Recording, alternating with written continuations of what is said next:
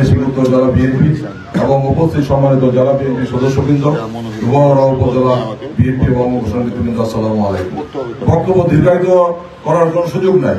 আপনারা জানেন যে বর্তমানে এই ফ্যাসিস্ট সরকারের আমলে সবচেয়ে নির্যাতিত হচ্ছে জিয়া পরিবার এবং সবচেয়ে নির্যাতিত দেশনেত্রী বেগম খালেদা জিয়া, তিনবারের প্রধানমন্ত্রী। তিনি গৃহবন্দী, চিকিৎসার সীমাবদ্ধতা মধ্যে তাকে রাখা হয়েছে যাতে আস্তে আস্তে সবকিছু শেষ হয়ে যায়। এই জন্য স্বৈরাচার খুনি হাসিনা চায় যে আমাদের নেত্রী যাতে আস্তে আস্তে শেষ হয়ে যায়।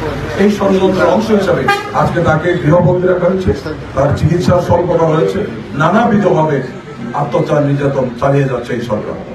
আমরা আসি আমাদের ভারপ্রাপ্ত চেয়ারম্যান জনাব তারেক রহমান, তিনি বিদেশে চিকিৎসাধীন আছেন, তাকে দেশে আসতে দেওয়া হয় না, তাকে রাজনীতি করতে দেওয়া হয় না, তাকে স্কাইপি করতে দেওয়া হয় না। আমরা যখন রমজানে ইফতার মাহফিল করি তখন আমাদের আইন শৃঙ্খলা বাহিনী বলে যে এখানে কোন ডিজিটাল ইউজ হবে না, ডিজিটাল ইনস্ট্রুমেন্ট ইউজ হবে না। ওনারা আবার নাম বলে না, আমাদের ভারপ্রাপ্ত চেয়ারম্যান নাম বলে না, ওনারা বলে যে ভাই এখানে কোন ইলেকট্রনিক্স ডিভাইস ইউজ হবে না, ইলেকট্রনিক ডিভাইস ইউজ হবে না। ভাষণের নাম বলতে মানা আছে। সেই জন্য আজকে সবচেয়ে নির্যাতিত হচ্ছে বেগম খালেদা জিয়া, তারেক রহমান এবং আরেকজন তো চলেই গিয়েছেন আমাদের শহীদ জিয়ার কনিষ্ঠতম ছেলে আরাফাত রহমান কক্ষ। আমরা দোয়া করি আল্লাহ তাকে জান্নাতুল ফেরদৌস নসিব করে। এরপরে আমরা যারা আছি, আমাদের মামলা হামলা, অত্যাচার, নির্যাতন, জেল, জুলুম, হুলিয়া, আপনাদের নেতা প্রিন্স ভাই জেল খেটেছেন, আমরা মামলা খেয়েছি, আমাদের প্রবীণ নেতা অধ্যাপক আনাদুল্লাহ কালাম স্যার মামলা খেয়েছে, আমাদের মামুন ভাই, সকলে আমরা মামলা খেয়েছি। এটা কিন্তু বিষয় না, বড় বিষয় না। বড় বিষয় হচ্ছে যে আজকে জিয়া পরিবার সবচেয়ে আপনার নির্যাতিত। সেই কারণে আজকে আমরা জাতীয় সংসদ নির্বাচনে যাই না, আমরা নির্বাচনের সময় লিফলেট বিতরণ করেছি ভোট বর্জনের জন্য। আজকে যারা নির্বাচনে গিয়েছে তারাও সেদিন আন্দোলনে ছিল, তারাও সেদিন লিফলেট বিতরণ করেছে ভোট বর্জনের জন্য।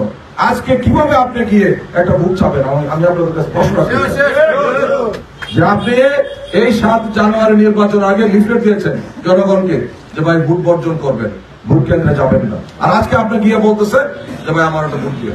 আউট হয়ে এটা কিভাবে সম্ভব? এটা কোনোভাবেই সম্ভব না। এটা ব্যক্তিত্ব যারা আছে, যার নেতৃত্ব আছে, যারা মানে দেশের চিন্তা করে, যারা দলের চিন্তা করে তারা পারবে, যারা ব্যক্তিগত চিন্তা করে তারা হয়তো পারবে, কিন্তু তারা পার্মানেন্টলি এখন থেকে তারা হারিয়ে যাবে। আমার কথাটা হয়তো একটু শক্ত হয়ে গেছে, কিন্তু তারা হারিয়ে যাবে। ব্যক্তির চেয়ে দল বড়, দলের চেয়ে দেশ বড়। এবং আপনি সবসময় মনে রাখবেন যে নিজে কি পাইলাম না এই সব করবেন না। যে আমার নেত্রী, যিনি 3বারের প্রধানমন্ত্রী, তিনি এই দেশ ছেড়ে চলে যান নাই, তিনি এই দেশের জনগণের জন্য এই দেশে রয়ে গিয়েছিলেন। তাহলে তিনি পারতেন আপোষ করে চলে যেতেন, কিন্তু যান নাই। কেন যান নাই? আপনাদের জন্য যান নাই, আমাদের জন্য যায় নাই। সেই জন্য নেত্রীর কথা চিন্তা করে, আমাদের ভারপ্রাপ্ত চেয়ারম্যান মহোদয়ের কথা চিন্তা করে আপনাদেরকে ভোট বর্জন করতে হবে। আমরা এমপি নির্বাচনে ভোট বর্জন করেছি, সেটা সফলতা এসেছে। জনগণ এটা প্রমাণ করেছে, কেন্দ্রে না গিয়ে প্রমাণ করেছে যে তারা বিএনপির সঙ্গে আছে, জাতীয়তাবাদী আন্দোলনের সঙ্গে আছে। সেই জন্য আমি আপনাদেরকে অনুরোধ রাখতে চাই যে যা হওয়ার হয়ে গেছে, আপনারা সব ভুলে গিয়ে, এই ব্যক্তি স্বার্থ ভুলে গিয়ে দলের স্বার্থে যারা নির্বাচনে আছেন আসেন, আপনারা প্রত্যাহার করেন। আপনাদেরকে দল আরো মূল্যায়ন করবে। এখন যে জায়গায় আছেন প্রত্যাহার করলে আমি কথা দিচ্ছি আমাদের নেতা প্রিন্স ভাই এবং মামুন ভাইয়ের সামনে যে আপনাদেরকে অধিকতর মূল্যায়ন করা হবে। আপনারা নির্বাচন আমি একটু বিশেষভাবে অনুরোধ রাখতে চাই আজকের সভাপতি মহোদয়ের কাছে যে উনি আমাদের অত্যন্ত প্রবীণ নেতা, ত্যাগী নেতা, সাবেক উপজেলা চেয়ারম্যান, দীর্ঘদিন দল করতেছেন। আমরা সবসময় ওনাকে মূল্যায়নের তালিকায় রাখি 1 নম্বরে। সেই জন্য ওনার কাছে আমি অনুরোধ রাখতে চাই যে ঠিক আছে, অনুরোধ রাখতে চাই মফিজ ভাই আমাদের অত্যন্ত শ্রদ্ধাভাজন নেতা, ওনার কাছে অনুরোধ রাখতে চাই অন্তত পক্ষে মফিজ ভাই একটা উদ্যোগ নিবে এবং এই উদ্যোগের মধ্যে আমরা একটা সফলতা পাবো।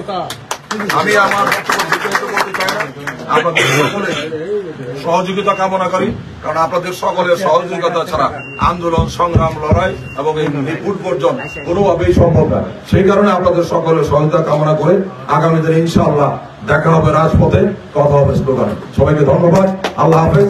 বাংলাদেশ জিন্দাবাদ, বিএনপি জিন্দাবাদ, খালেদা জিয়া জিন্দাবাদ। আমাদের আগামী দিনে রাষ্ট্রনায়ক জনাব তারেক রহমান।